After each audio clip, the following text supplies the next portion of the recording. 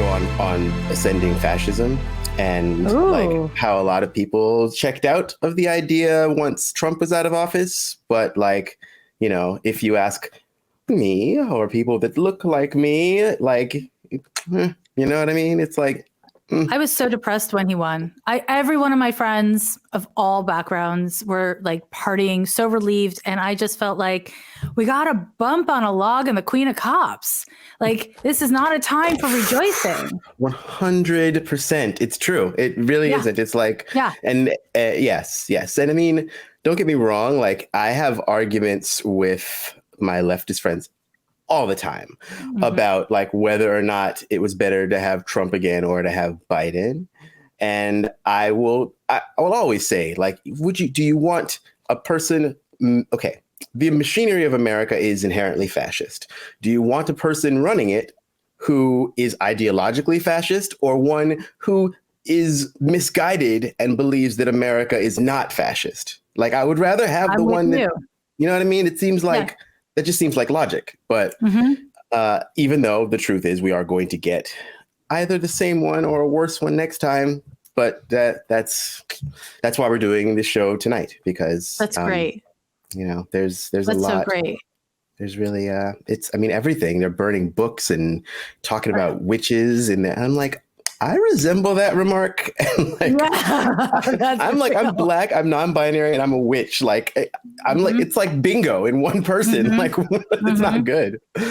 I mean, can we just dive into this? Because this is like, this is really what I feel so passionate about, because of course we don't want the fascists, but you know, as soon as it became like Trump and Hillary, I knew it would be Trump. Yeah. And as soon 100%. As it became Biden and not Warren or Sanders, I knew it would, you know, it wouldn't matter in a way, because at the end of the day, this astrologically is a period of revolution. And what revolution is Biden bringing? None. Thank God we're not in Trump's revolution yet. But, you know, it's a question of when, because it's going to be a progressive revolution or a far right revolution. And it seems pretty clear where we're going. And then on top of it, can I just tell you about a pet peeve I have in the world of astrology? Of course, please. I see so many astrologers talking about Jupiter and Pisces and how beautiful it is and how lovely it is and how lucky it is. And it's like, do you not look at history at all?